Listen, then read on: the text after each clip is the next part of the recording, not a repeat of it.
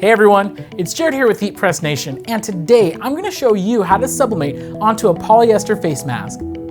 So here we are with our transfer that we just printed with our brand new Sawgrass SG500. I'm going to trim off this blank area on the top and the bottom. Now I'm not concerned about this transferring onto anything. I'm really just trimming close to the transfer to make it easier to place, and you'll see why in just a minute.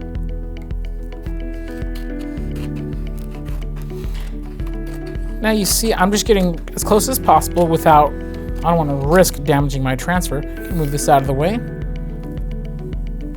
We're just going to hold this in place and we're just going to trim it. Now if you're working with an all-white sublimation face mask, you can actually use these trimmings to help mask the ear loops on your mask. We'll show you more on that in a little bit. And there we go. Trimming all of that away is going to make this a lot easier to place on my face mask. When sublimating a face mask, we're going to use a pressing pillow, and that's because the face mask itself has this thick seam which is very close to the imprint area, and you don't want that to give you any issues. But first what we're going to do is lay down a piece of parchment paper, and this is going to be to catch any bleed from our sublimation transfer that may extend past the area of the face mask. One thing you're going to want to do is give it a good pre-press, about 3 to 5 seconds on the surface of the mask. This is just going to be to smooth it out and give us a nice pressing area. It's also going to help us eliminate any moisture that might be in the mask. Now you'll notice I've trimmed my sublimation transfer. This is only so it can help me align it a little bit better and easier. Okay, so that's aligned. Make sure we have a nice smooth flat surface. I'm going to cover it with another piece of parchment paper. Make sure everything's still aligned. Okay, now we're ready to press. My heat press is set to 375 degrees Fahrenheit, and we're going to be pressing it for 45 seconds.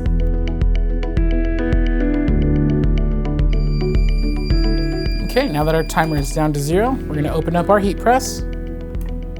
Slide it out. I'm going to carefully remove this top piece of parchment paper.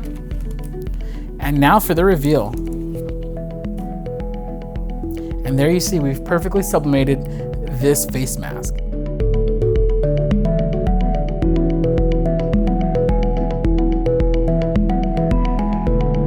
Now here's another example using an all-white mask. You are able to press the ear loops as well since they are polyester. And if that's not something you want to do, which you can use your trimmings as a mask. And what that's going to do is that's going to block any sublimation ink from getting on the ear loops, giving you a nice clean cutoff. Otherwise, part of the ear loops are going to get sublimated and part of them aren't. We have our transfer right here.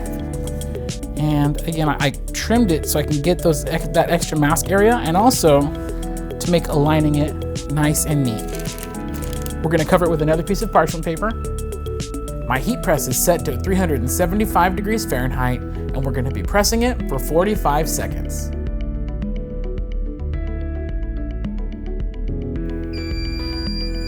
Okay, now that our timer has hit 0, I'm going to open up the heat press, slide out my lower platen, I'm going to carefully remove the top layer of parchment paper, and we're going to remove this. Check that out. A nice, beautiful transfer right there. And you can see here that our masks did block the ear loops from getting transferred onto. So you have a nice, clean transfer area. And there you have it. That's how you can customize your own polyester face mask with sublimation.